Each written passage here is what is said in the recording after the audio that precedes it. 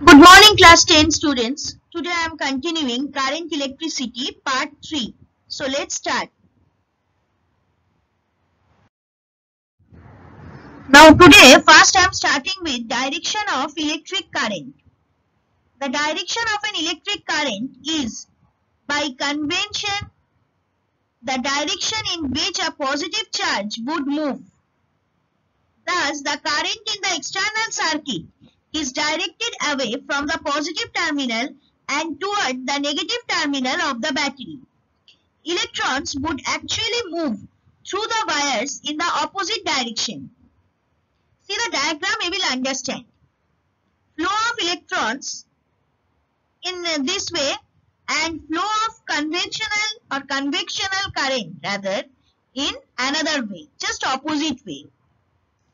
So the direction of electric current is taken by convention as the direction of the flow of positive charges through any cross section of a conductor.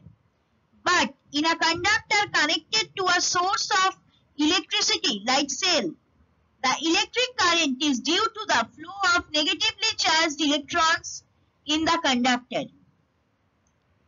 So what is electric current? Electric current is the amount of charge flowing through any cross section of a conductor in unit time.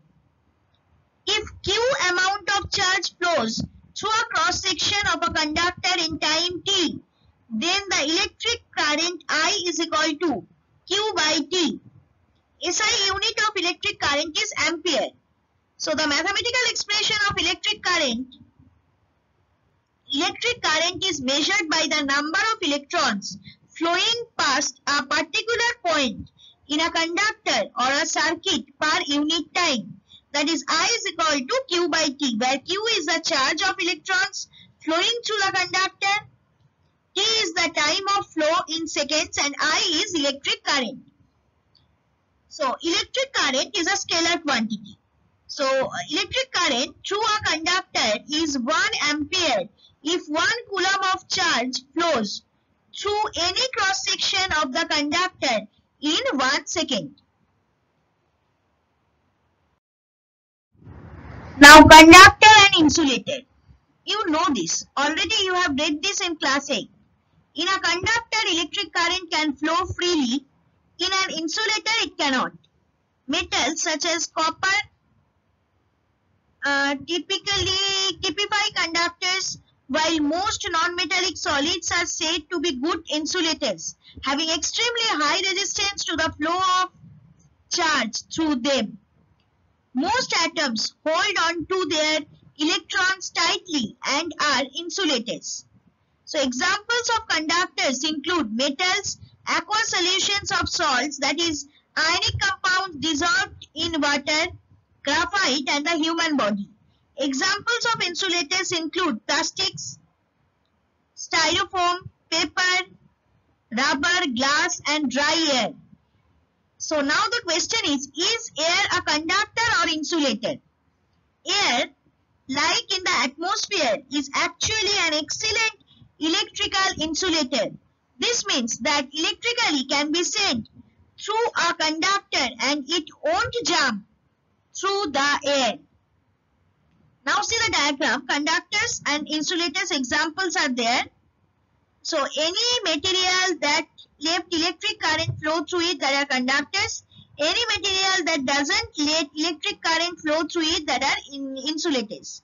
So conductors, these materials holds loosely onto its electrons, so they flow through it. This is the reason actually why they are called conductor. And in case of insulator, this material holds onto its electrons very tightly. This is the reason why they are called insulators. Now, insulators are used to protect us from the electric shocks. We wear rubber shoes and gloves while working with electric circuits and equipments. For the same purpose, handles of screwdrivers are made of wood or plastics. Household electric wires are covered with rubber or plastic claddings.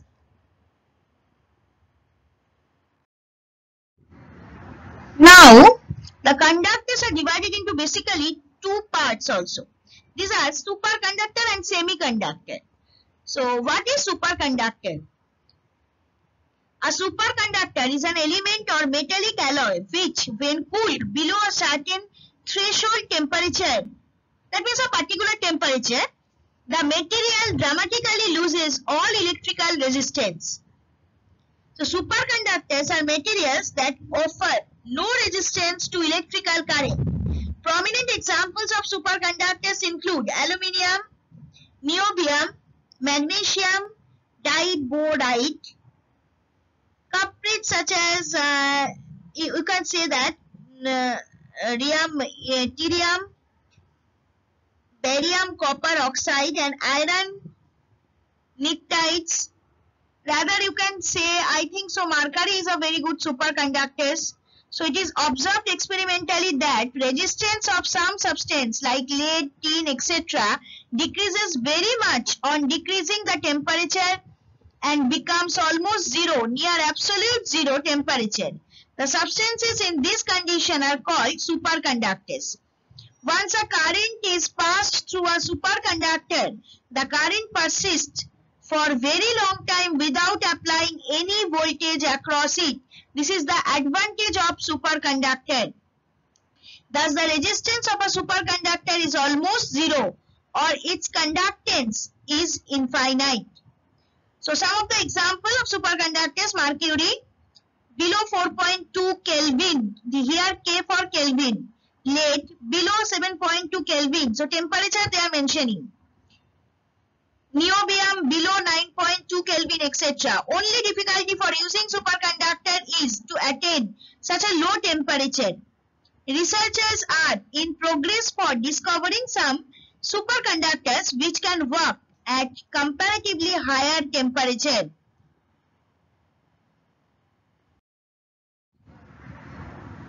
Semiconductor definition. These are materials which have a conductivity between conductors and non-conductors or insulators. Semiconductors can be pure elements such as silicon or germanium, or compounds such as gallium arsenide or cadmium selenide. So use of the semiconductors are employed in the manufacture of various kinds of electronic devices, including diodes, transistors, and integrated circuits. Transistor mean radios. Such devices have found wide application because of their compactness, power efficiency, and low cost. See the diagram. Resistor, diode, capacitors diagrams has been given. These are the examples of semiconductor. Now the graphical representation of resistivity and temperature. See, three graphs has been given. So the resistivity of conductors such as metals increases with the increase in their temperature, while for semiconductors it decreases with the increase of temperature. For say superconductors, rho decreases. Rho means resistivity decreases and becomes almost zero, near absolute zero temperature. So the general rule is resistivity increases with increasing temperature in conductors and decreases with increasing temperature in insulators. As temperature rises, the number of phonons increases, and with it the likelihood that the electrons and phonons will collide. Thus, when temperature goes up, resistance goes up. See the first diagram, it is going up. See the semiconductor diagram, it is going down. With the rise in temperature, number density of electrons and holes increases where R remains constant, so rho decreases. And see the third diagram. This is the diagram of superconductors, where it is going below the level of temperature, that is absolute zero temperature.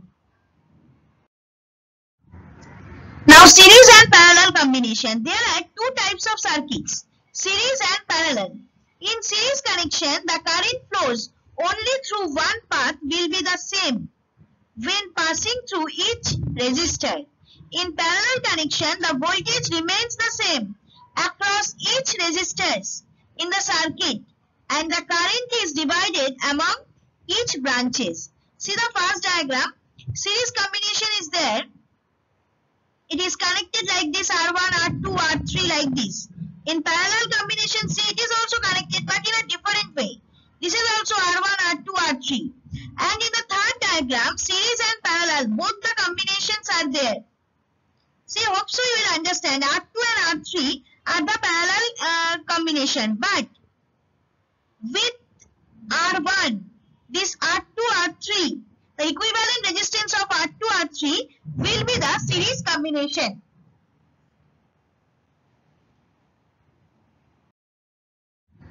Now, formulae and differences between parallel and series combination. In case of parallel combination, the voltage drop is the same across each parallel branch.